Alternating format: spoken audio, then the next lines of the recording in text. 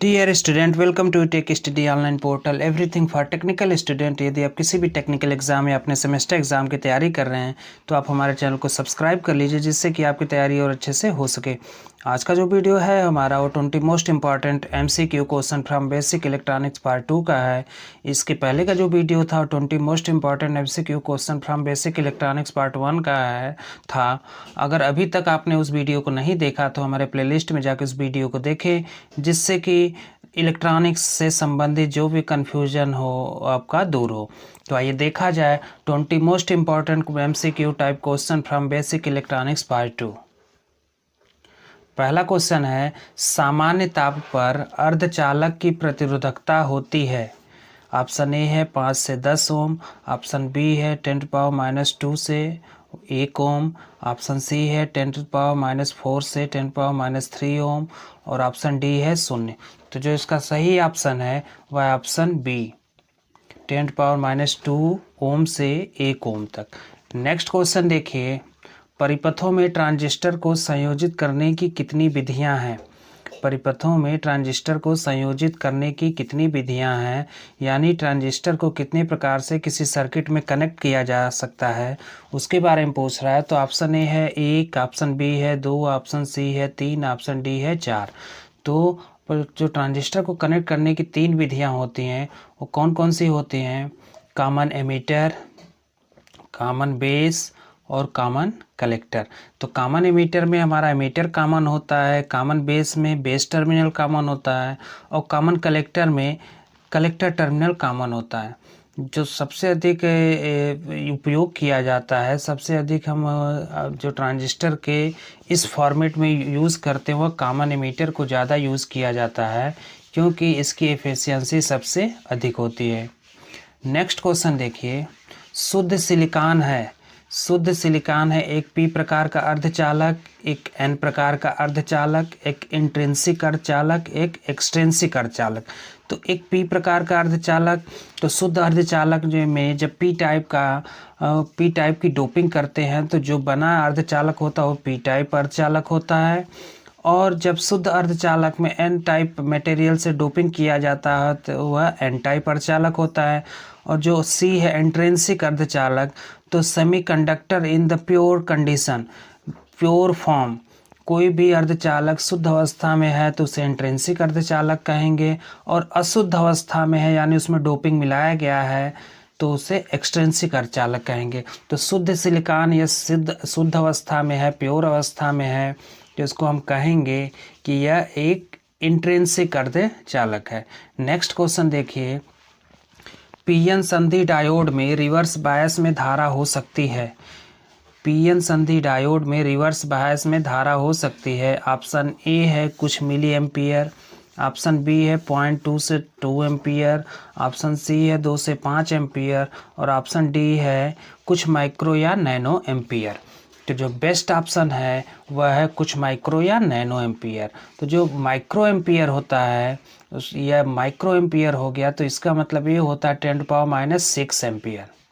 और जो nano ampere होता है उसे नैनो से प्रदर्शित करते हैं और यह बराबर होता है 10⁻⁹ एम्पियर। इसको याद रखिएगा, कभी कभी ये पूछ सकता है कि एक माइक्रो एम्पियर में कितने एम्पियर होता है, एक नैनो एम्पियर में कितने एम्पियर होता है। तो रिवर्स बायस में, पीएन संधि डायोड में रिवर्स बायस की अवस्था में जो करंट होती है कुछ माइक्रो या नैनो एम्पियर के बराबर होती है। नेक्स्ट क्वेश्चन देखिए, एलईडी की तुलना में एलसीडी में बिजली की खपत, ऑप्शन ए है समान होती है, ऑप्शन बी है अधिक होती है, ऑप्शन सी कम होती है और ऑप्शन डी कहा नहीं जा सकता। तो जो एलईडी की तुलना में एलसीडी में बिजली की खपत होती है वह अधिक होती है, वह अधिक होती है। और एलईडी का जो पूरा नाम है उससे यह है light emitting diode, light emitting diode. और जो एलसीडी का है, एलसीडी का होता है liquid crystal display liquid crystal display, इसको याद रखिएगा, कभी कभी पूरा नाम पूछ देता है आपसे। नेक्स्ट क्वेश्चन देखिए, जब एक पीएन संधि रिवर्स बायस होता है, यानी जब बायसिंग हम कर रहे हैं तो रिवर्स बायस में अगर बायसिंग कर रहे हैं तो एक पीएन संधि पूछ रहा है कि जब एक पीएन संधि रिवर्स बायस की अवस्था में होता है तो क्या होता है। देखिए जो पीएन संधि डायोड जो होता है वह हमेशा फॉरवर्ड बायस में कंडक्ट करता है, फॉरवर्ड बायस में चालन होता है, और रिवर्स बायस में जो अभी बताया गया कि कुछ मिली एम्पियर या कुछ माइक्रो एम्पियर या नैनो एम्पियर धारा का बहती है, कंडक्ट होता है, जिसे हम लोग नेगलेक्ट मान के चलते हैं। तो जब एक पीएन संधि रिवर्स बायस में होता है तो उस समय धारा नहीं बहेगी, और धारा नहीं बहेगी तो उस समय जो उसका प्रतिरोध होगा उच्च होगा, प्रतिरोध जो होगा वह उच्च होगा। नेक्स्ट क्वेश्चन देखिए, ऋणात्मक फीडबैक है, ऋणात्मक फीडबैक है, दोलन उत्पन्न करता है, स्थिरता कम करता है, स्थिरता बढ़ाता है, प्रतिरोध बढ़ाता है। तो जो ऋणात्मक फीडबैक है वह क्या करता है, स्थिरता बढ़ाता है, स्थिरता बढ़ाता है। अब देखिए फीडबैक क्या होता है। फीडबैक मान लीजिए यह कोई हमारा सिस्टम है और इस सिस्टम को हम कोई इनपुट दे रहे हैं, यह इनपुट हो गया और इसका यह आउटपुट हो गया, ठीक है। तो वह सिस्टम है आपका, तो अगर हम इस आउटपुट से इसका कुछ भाग ले जाकर इनपुट को बराबर देते रहें और आउटपुट हमें मिलता रहे तो यह पूरा जो सिस्टम कहलाता है, यह कहलाता है आपका फीडबैक। यहाँ पे देखिए एक सिस्टम है, इसको इनपुट दिया और जो आउटपुट मिल रहा है, आउटपुट का कुछ अंश, कुछ पार्ट हम इनपुट को बराबर दे रहे हैं, इनपुट को बराबर दे रहे हैं और यह क्रिया निरंतर चल रही, तो यह पूरा सिस्टम हमारा फीडबैक नेटवर्क कहलाता है। और फीडबैक नेटवर्क जो होता है वह दो प्रकार का होता है, पॉजिटिव फीडबैक और निगेटिव फीडबैक। तो जो पॉजिटिव फीडबैक होता है उसमें होता क्या है कि इनपुट अगर हम जिस मैग्नीट्यूड या एम्पलीट्यूड का दे रहे हैं, जैसे अगर इनपुट हमारा जो एसी है तो अगर उसका जो कह सकते हैं कि जो एंगल है 0 डिग्री है, तो यहाँ पे जो आउटपुट मिलेगा उसका भी क्या होगा, 0 डिग्री मिलेगा, ठीक है। लेकिन अगर ये नेगेटिव फीडबैक होगा तो नेगेटिव फीडबैक की स्थिति में 180 degree out of phase, 180 degree out of phase हमें आउटपुट मिलता है, आउट ऑफ फेज़ होता है। लेकिन पॉजिटिव फीडबैक में क्या होता है, जिस फेज़ का हम इनपुट देंगे उसी फेज़ का हमें आउटपुट मिलेगा। There is no difference between the phase angle of the input side and output side. And in negative feedback there is 180 degree out of phase feedback if from output to input। ये हो गया आपका feedback. तो feedback क्या होता है, feedback में जो आउटपुट है, किसी सिस्टम का जो आउटपुट है उसी का कुछ भाग हम इनपुट में बाईपास करके बराबर देते रहते हैं और यह सिस्टम इसी सिद्धांत पर कार्य करता रहता है, इसे हम फीडबैक कहेंगे। फीडबैक दो प्रकार का, पॉजिटिव फीडबैक और नेगेटिव फीडबैक। नेक्स्ट क्वेश्चन देखिए, एफएम रेडियो की आवृत्ति परास है, एफएम रेडियो की आवृत्ति परास है, तो यह आपको दिया है 555 किलोहर्ट्ज़ से 1.6 मेगाहर्ट्ज़। ऑप्शन बी है 2 गीगाहर्ट्ज़ से 4 गीगाहर्ट्ज़, ऑप्शन सी है 20 हर्ट्ज़ से 20 किलोहर्ट्ज़ और ऑप्शन डी है 88 मेगाहर्ट्ज़ से 108 मेगाहर्ट्ज़। तो जो एफएम रेडियो की आवृत्ति परास होती है वह है डी। इसको आपको समझना है। तो कभी जैसे रेडियो को ध्यान से देखेंगे तो उसमें बैंड होता है, बैंड जो होता है, एफएम बैंड जो होता है वह 88 मेगाहर्ट्ज़ से 108 मेगाहर्ट्ज़ तक होता है। उसी के बीच में हम क्या करते हैं, अपने जो रेडियो है उसके ट्यूनिंग को बराबर आगे पीछे करके हम बैंड सर्च करते रहते हैं। 88 मेगाहर्ट्ज़ से 108 मेगाहर्ट्ज़ के बीच होता है। नेक्स्ट क्वेश्चन देखिए, पीएलसी का पूरा नाम है, तो पीएलसी का पूरा नाम है, ऑप्शन ए है programmable logic comparator, option B है program logic comparator, option C है प्रोग्रामेबल लॉजिक कंट्रोलर और ऑप्शन डी है सभी। तो जो सही ऑप्शन है वह है प्रोग्रामेबल लॉजिक कंट्रोलर।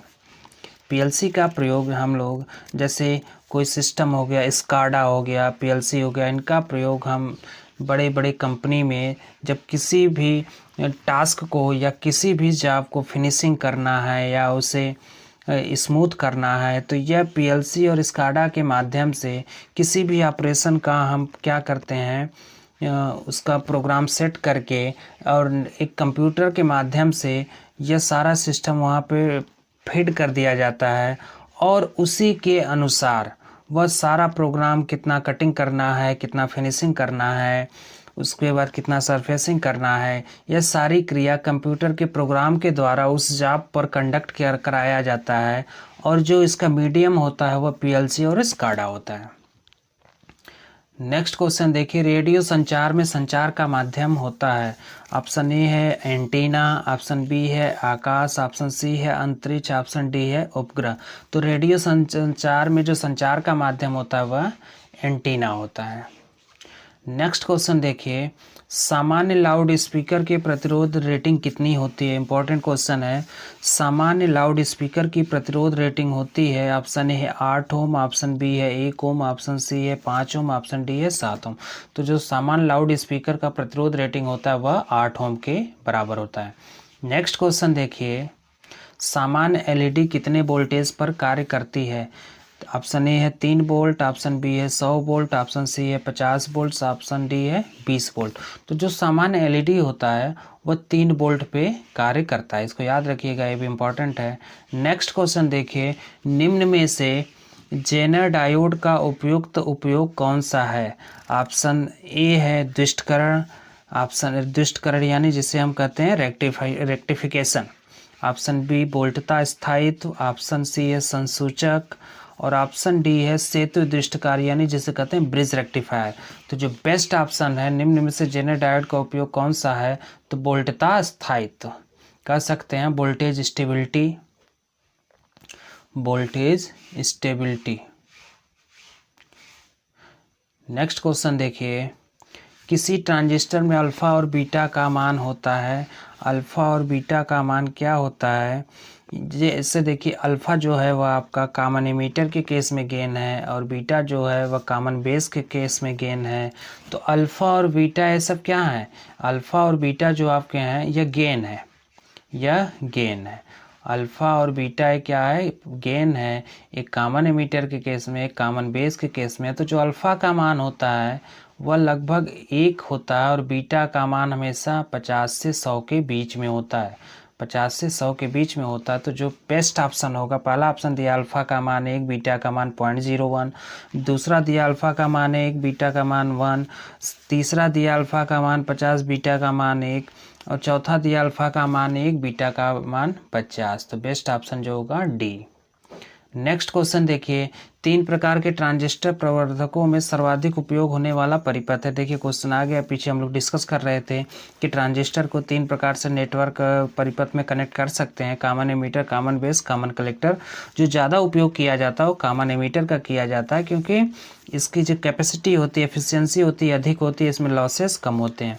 तो 3 प्रकार के ट्रांजिस्टर प्रवर्धकों में सर्वाधिक उपयोग होने वाला परिपथ है सीसी यानी कॉमन कलेक्टर, सीबी यानी कॉमन बेस, सीई यानी कॉमन एमीटर और चौथा है सभी। तो जो बेस्ट ऑप्शन है वह कॉमन एमीटर, इसको याद रखिएगा, ये भी इम्पॉर्टेंट क्वेश्चन है, कई बार आपके एग्ज़ाम और एक कंपटीशन में पूछा गया है। शक्तिवर्धक हेतु उपयोग किए जाने वाला प्रवर्धक परिपथ होगा। शक्तिवर्धक यानी जिसे कहते हैं मैग्निफिकेशन, मैग्निफिकेशन के लिए कौन सा उपयोग किए जाने वाला प्रवर्धक है? ऑप्शन ए है CE common emitter, option B है कॉमन कलेक्टर, ऑप्शन सी है कॉमन बेस और चौथा है सभी। तो जो इसका बेस्ट ऑप्शन होगा कि हम कॉमन एमीटर का प्रयोग ज़्यादा करते हैं। नेक्स्ट क्वेश्चन देखिए, ट्रांजिस्टर है, ऑप्शन ए है एक उच्च वोल्टेज युक्ति, ऑप्शन बी है निम्न धारा निम्न वोल्टेज युक्ति, ऑप्शन सी है उच्च धारा युक्ति और ऑप्शन डी है निम्न धारा युक्ति। तो जो ट्रांजिस्टर है वह है निम्न धारा निम्न वोल्टेज युक्ति। नेक्स्ट क्वेश्चन देखिए, जर्मेनियम का ब्रेकडाउन विभव है। तो ब्रेकडाउन विभव क्या होता है? जिसे भंजक विभव कहते हैं, इसे भंजक विभव कहते हैं ब्रेकडाउन विभव को। और भंजक विभव क्या होता है? वह न्यूनतम वोल्टेज जिसपे किसी अचालक में से धारा प्रवाह स्टार्ट हो जाए। Conduction of any insulator material start at the minimum voltage is known as the breakdown potential of the any insulator और कंडक्टर मटेरियल। जर्मेनियम का जो ब्रेकडाउन विभव है वो पूछ रहा है क्या होता है, तो ऑप्शन ए 0.75 इलेक्ट्रॉन वोल्ट, दूसरा है 7.5 इलेक्ट्रॉन वोल्ट, ऑप्शन सी है 19.6 इलेक्ट्रॉन वोल्ट और ऑप्शन डी है 0.6 इलेक्ट्रॉन वोल्ट। तो जर्मेनियम का जो ब्रेकडाउन विभव होता है वो 0.75 इलेक्ट्रॉन वोल्ट के बराबर होता है। नेक्स्ट क्वेश्चन देखिए, अर्धचालक में आवेश वाहक है, अर्धचालक में आवेश वाहक है, ऑप्शन ए है केवल इलेक्ट्रॉन, ऑप्शन बी है केवल होल, ऑप्शन सी है दोनों और चौथा इनमें से कोई नहीं। तो अर्धचालक आवेश वाहक में अब जो वाहक होते हैं वो दोनों टाइप के होते हैं, इसमें इलेक्ट्रॉन भी होता है और होल भी होता है। नेक्स्ट क्वेश्चन देखिए, शुद्ध जर्मेनियम 0 डिग्री केल्विन पर किस प्रकार किसके भांति व्यवहार करता है। तो शुद्ध जर्मेनियम 0 डिग्री केल्विन पर हमेशा अचालक की भांति व्यवहार करेगा, इसको याद रखिएगा, वेरी वेरी इंपॉर्टेंट क्वेश्चन। तो ऑप्शन ए है चालक, ऑप्शन बी है अचालक, ऑप्शन सी है उच्च प्रतिरोध चालक, ऑप्शन डी इनमें से कोई नहीं। तो 0 डिग्री केल्विन पर at 0 degree kelvin germanium behaves like insulator, germanium behaves like insulator, अचालक की भांति कार्य करेगा। तो ये हो गया आपका 20 most important question from basic electronics part 2। तो उम्मीद है कि आपको ये वीडियो पसंद आई होगी। हमारे वीडियो को लाइक करें, हमारे चैनल को सब्सक्राइब करें और शेयर करना ना भूलें। कोई भी कन्फ्यूज़न आपको टेक्निकल या इलेक्ट्रॉनिक पोर्शन में या इलेक्ट्रिकल पोर्शन में है तो आप हमारे कमेंट बॉक्स में कमेंट कर सकते हैं। आपके कमेंट को नेक्स्ट वीडियो में कंसीडर किया जाएगा और उसका सलूशन में दिया जाएगा।